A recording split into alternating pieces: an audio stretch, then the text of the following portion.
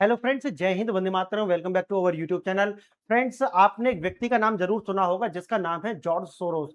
यह वह व्यक्ति है, बहुत श्रूड व्यक्ति है और इसकी कहानी आप जाकर के अगर पढ़ेंगे तो इसका नाम बहुत ज्यादा बदनाम है। लेकिन आज मेरी जो वीडियो है वो इसके लिए नहीं है। हाँ, इसका जो कृत्य है उस पर जरूर आधारित है, लेकिन आज का जो वीडियो है वो चाइना पर होने वाला है। और आज का जो वीडियो इस पर आधारित होने वाला है कि चाइना को भारत के द्वारा किस तरीका से ब्रेक डाउन होने से बचा लिया गया।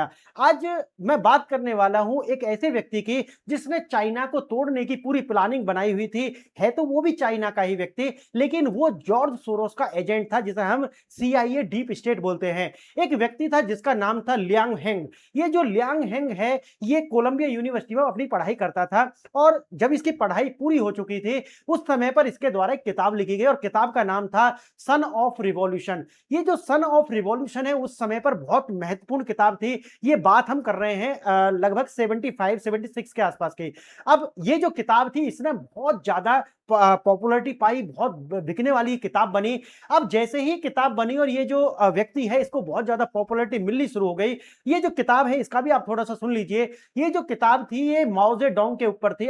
ये माओ जेडोंग के ऊपर थी और बताया गया था कि भाई किस तरीका से चीन के जो स्थिति थी, जो हालात थी, उनमें से चाइना को बाहर कैसे निकाला गया, इसका पूरी की पूरी कहानी उन्होंने लिखी थी। लेकिन ये जो कहानी है और ये जो पॉपुलैरिटी है इसकी वजह से नहीं, बल्कि इसको ट्रैक करा गया किसके द्वारा? सीआईए के द्वारा, जो कि डीप स्टेट है, उसके द्वारा इस व्यक्ति को ट्रैक किया गया। और इसके ट्रैक करने के बाद में कहा गया कि देखिए हमारे एक बहुत बड़े व्यक्ति हैं जिनका नाम है जॉर्ज सोरोस, आपको उनसे मिलने के लिए आपको बुलाया गया है। बहुत बड़े व्यक्ति हैं, बहुत ज्यादा फिलैंथ्रोपिस्ट हैं, पैसा दान करते हैं, समाज में उत्थान के लिए काम करते हैं। आप जानते होंगे, मैं अभी आपको बताने वाला भी हूं कि जॉर्ज सोरोस के द्वारा पूरी दुनिया में फंड किया जाता है। फंड दिखाया कुछ और जाता है, लेकिन उसका जो उद्देश्य होता है वो बिल्कुल अलग होता है। उद्देश्य जो होता है वो होता है उस देश के अंदर जो गवर्नमेंट है उसका संवर्धन करना और वहां पर अपनी जो पिट्ठू सरकार है उसे बैठा करके फिर उस देश के जो रिसोर्सेज हैं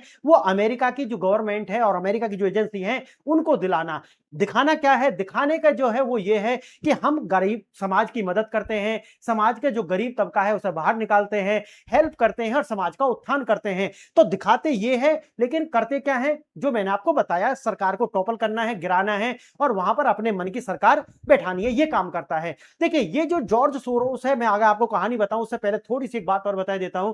ये जॉर्ज सोरोस 2020-19 के जो इलेक्शन हुए थे उसके बाद बड़ा न्यूज में आ गया था, क्योंकि इसके द्वारा एक अजीब सा बयान दिया गया था। इसने कहा था कि मैंने $1 बिलियन इसीलिए रखे हुए हैं ताकि मैं मोदी गवर्नमेंट को गिरा सकूं। मोदी गवर्नमेंट को गिराना है, इसीलिए उस समय पर यह भारत में बड़ा पॉपुलर हुआ था। उसके बाद जब राहुल गांधी ने भारत जोड़ो यात्रा की थी उस समय भी जो है इसके लोग भारत के अंदर आए और राहुल गांधी की इस यात्रा के अंदर देखे गए थे। और मैंने इसके लिए अलग से एक वीडियो बनाई है, अगर आप कहोगे तो मैं उसे भी आपको दे दूंगा। अब देखिए, अब बात करते हैं जॉर्ज सोरोस की।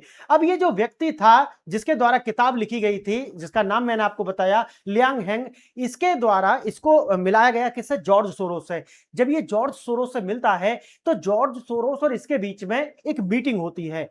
मीटिंग जो हो रही थी उसमें इस व्यक्ति को बताया गया कि देखिए हम चाइना के अंदर ये कार्य करना चाहते हैं और हमें चाइना के अंदर सपोर्ट चाहिए और एक बेस चाहिए। अब ये व्यक्ति इसको बता दिया गया। बताने के बाद में ये व्यक्ति जाता है चाइना के अंदर। जब ये चाइना के अंदर जाता है और वहां जाकर के फिर ये पूरी की पूरी एक कहानी रचता है और चाइना की जो आप जानते होंगे कम्युनिस्ट पार्टी ऑफ चाइना, उसके कुछ लीडर्स हैं, उनको ये अपने इस पूरे के पूरे जो गिरोह में या कहिए कि षड्यंत्र के अंदर शामिल कर लेता है। अब शामिल तो ये हो जाते हैं, उसके बाद में क्योंकि पैसा मिलेंगे, भाई पॉलिटिकल जो फिलैंथ्रोपिस्ट हूं मैं, इस तरह की बात तो उसने की गई थी। लेकिन आप जानते हैं कि भाई पैसा जब मिलता है तो नियत तो डिगमगाई जाती है। तो उसी तरीका से जो लियांग हेंग है उसकी भी नियत डिगमगा गई और उन्होंने कहा कि ठीक है, आप जो है रिफॉर्मर हैं, तो हम एक इस तरह का जो रिफॉर्मर गुट जो चाइना के अंदर है उससे हम अपना बात करेंगे और आपकी एक संस्था वहां पर खोलेंगे, बीजिंग के अंदर ये सारा काम हम करेंगे। इस विजन को लेकर के लियांग होंग जो है आता है और अपनी जो कम्युनिस्ट पार्टी है उसके एक गुट से मिलता है और गुट से मिलने के बाद में वहां पर वहां पर एक संस्था बना लेता है और इसका जो रीच आउट है, ये जॉर्ज सोरोस की जो संस्था है उसका जो रीच आउट है वो गांवों के अंदर होता है। कार्य क्या करना था इसको, ऊपर से क्या दिखा रहे थे कि भाई हम सोशल वेलफेयर करते हैं, समाज को उत्थान करते हैं, समाज को उठाते हैं, लेकिन इसका जो मुख्य कार्य था वो था कि चाइना के अंदर जो गांव है, गांव का जो यूथ है उसको चाइना की सरकार के अगेंस्ट ही भड़काना है, सरकार के अगेंस्ट भड़काना है। अब देखिए यहां से शुरुआत होती है। जो लियांग हेंग है वो एक अर्थशास्त्री हैं, ही वेलिंग से भी मिलता है और उन्हीं के साथ में एक और व्यक्ति थे जिनका नाम था वेंकिनसन जो कि बाद में जाकर के चाइना के उपराष्ट्रपति भी बने, इनसे भी वो मिलता है और एक पॉलिटिकल जो हेल्प है या कहिए कि पॉलिटिकल जो खेमा है उसको अपने एवज या अपने जो गुट है उसमें मिला लेता है। अब देखिए ये कार्य हुआ। चाइना के अंदर अगर आपको कोई संस्था बनानी है, व्यापार करना है, तो लोकल पार्टनर की आवश्यकता होती थी, तो अब उसको लोकल पार्टनर यहां पर मिल चुके थे। अब इन्हीं का फायदा उठा करके उन्होंने एक संस्था बनाई जिसका नाम था ESRI, इसका नाम था इकोनॉमिक सिस्टम रिफॉर्म इंस्टीट्यूट। अब ये जो ESRI है इसने कार्य शुरू कर दिया। देखकर नाम कितना अच्छा है कि भाई इकोनॉमिक सिस्टम रिफॉर्म इंस्टीट्यूट। इसका कार्य क्या था कि जो चाइना के अंदर जो यूथ है उसको चाइना की सरकार के अगेंस्ट करना है। जो आप जानते हैं आज जेनजी के नाम पर जो रिवॉल्यूशन होते हैं, जो नेपाल के अंदर हुआ, जो बांग्लादेश के अंदर हुआ, सरकार को टॉपल किया गया, ये कार्य इन्होंने पहले से कर लिया। और ये बात मैं आप बताए किस समय की कर रहा हूं, ये बात चल रही है लगभग 80 के आसपास की, 82 83 के आसपास की। अब ये कार्य होता है। अब जो चाइना की जो खुफिया एजेंसी है MSS, जिसे ministry of the state security बोलते हैं, वो लगातार इसको थोड़ा सा देख रही थी कि भाई ये देश के अंदर हो क्या रहा है, लेकिन उसके पास में इस तरह की इंफॉर्मेशन नहीं थी कि ये जॉर्ज सोरोस का जो फाउंडेशन है ये चाइना के अंदर ये सरकार को गिराने की या एक आंदोलन कराने की कोशिश कर रहा है। लेकिन अब आप कहोगे कि आप ये सारी कहानी जो बता रहे हैं ये कहां से आई, ये कहानी आई है हमारी रिसर्च एंड एनालिसिस विंग के आधार पर। भारत की जिसे हम रॉ बोलते हैं, रॉ का जो एजेंट है पूरी दुनिया में है, आप जानते होंगे। अब रॉ के एजेंट इनको ये जो लॉन्ग फ्यांग है इसको पहले से ही ट्रैक कर रहे थे, इसकी जो सूचना है इसका पहले से ही पीछा कर रहे थे कि ये जो कर क्या रहा है, क्योंकि जॉर्ज सोरोस कोई आम आदमी तो है नहीं। जॉर्ज सोरोस के पीछे इतने सारे जासूस लगे होते हैं, हर देश के जासूस, तो उसमें हमारे रॉ का जासूस भी था, इसको जो देख रहा था पूरा। अब ये सारा कार्य चलता रहता है। अब साल आ जाती है 1986 में। अब सोरोस खुद 1986 में चाइना का दौरा करता है और चाइना पहुंचता है, बीजिंग पहुंचता है। वहां पर वो fund for reforms and opening of China, जिसका हम नाम देते हैं चाइना फंड, इसकी स्थापना करता है। और इसका जब स्थापना होता है तो वो कहता है कि देखिए दुनिया के जो लोकतंत्र है उसकी भलाई, लोगों की भलाई, लोगों के उत्थान के लिए मैं सारा कार्य करूंगा, गांवों से लोगों को उत्थान करूंगा, यहां पर अमीरी लेकर के आऊंगा, ठीक है। लेकिन असली उद्देश्य क्या था इस एनजीओ का? इस एनजीओ का असली उद्देश्य था सबवर्जन, यानी कि तख्ता पलट करना चाइना के अंदर। अब बात यहां से भारत का जो रिसर्च एंड एनालिसिस विंग है जिसे हम रॉ कहते हैं, इसके पास पूरी सूचना आ जाती है। और देखिए 1986 का ये दौर है, 1986। लेकिन आप जानते होंगे कि 1988 में राजीव गांधी का जो दौरा है वो होना था चाइना के अंदर। अब आप जानते हैं कि 1962 में भारत चाइना का युद्ध हुआ है। उसके बाद में 1978 में हमारे अटल जी गए हुए थे चाइना, और पंचशील समझौता, और ये सब कुछ आपने देखा होगा। उसके बाद में आप देखेंगे कि भारत को लगा कि भाई इस समय पर सबसे बड़ी बात यह है कि चाइना के नजरों में अपनी जो एक जगह बनाई जाए और यह बताया जाए कि देखिए भारत आपका दुश्मन नहीं है, भारत तो आपका मित्र है। इसी को ध्यान में रखते हुए भारत के जो सरकार है उसने एक निर्णय लिया कि जो हमारे पास में ये पुख्ता डॉक्यूमेंट्स हैं कि वास्तव में जॉर्ज सोरोस का ये फाउंडेशन ये चाइना के अंदर करना क्या चाहता है, जब ये पूरी सूचना हमें मिल जाती है तो उसके बाद में भारत सोचता है कि क्यों ना हम इस यात्रा से पहले ही हम बता दें, या इस यात्रा के दौरान वो सारे के सारे डॉक्यूमेंट्स हम चाइना की सरकार को प्रोवाइड करा दें। अब यही होता है 1987 के अंदर। 1987 में भारत के जो एम्बेसडर थे वो जाकर के मिलते हैं जो अभी सी जिनपिंग है, इनके पिताजी थे जिनका नाम था सी झोंगशुन। ये जो झोंगशुन थे, सी झोंगशुन, इनसे जाकर के मिलते हैं और जितना भी डेटा होता है, जो फाइल होती है, ये जाकर के इनको प्रोवाइड करा देते हैं सी जिनपिंग के जो पिताजी थे उनको। अब जैसे ही उनको ये पता चलता है उसके बाद में जो जो सी झोंगशुन थे, इनके द्वारा ये पूरा का पूरा बस्ट कर दिया जाता है कि वे भारत की जो रिसर्च एंड एनालिसिस विंग है उसके द्वारा हमें ये सारा प्रोवाइड कराया गया है। और जो संस्था इन्होंने बनाई थी ESRI, जो ESRI संस्था थी जिसका नाम था इकोनॉमिक सिस्टम रिफॉर्म इंस्टीट्यूट, तुरंत इस पर क्रैकडाउन किया जाता है और इस पूरी की पूरी संस्था को तोड़ करके रख दिया जाता है। कहते हैं कि भाई सब बंद करो, इसको पूरी तरीका से तहस नहस कर दिया जाता है। अब उसके बाद नंबर आता है सोरोस के चाइना फंड का। सोरोस का जो चाइना फंड था उसको चाइना के जो गवर्नमेंट थी उसने China international culture exchange centre के अंदर स्थापित कर दिया। अब ये जो China international culture exchange centre है ये MSS के अंदर आता है, जो चाइना की सिक्योरिटी एजेंसी है। अब मतलब क्या है, ये जो पूरा का पूरा अब जो अभी तक ये ओपन होकर के चल रहा था, अब इस पूरे के पूरे पर, ये पूरे फंड पर अब चाइना की जो सिक्योरिटी एजेंसी थी MSS, इसकी नजर थी। अब इसमें जॉर्ज सोरोस जो उद्देश्य लेकर के चल रहा था अब वो कर ही नहीं पा रहा था। लेकिन इतना ही नहीं दोस्तों, उसके बाद में आप जानते हैं कि 1988 के अंदर प्रधानमंत्री राजीव गांधी वहां जाते हैं और उसके बाद में एक नई तरीका की जो शुरुआत है, भारत और चाइना के जो रिलेशन है उनमें एक अलग तरीका का जोश आ जाता है। अटल जी के द्वारा जो नींव रखी गई थी वो अपने इस सूचना और राजीव गांधी के दौर में अपने एक चरम पर पहुंच जाती है और एक इसको ऐतिहासिक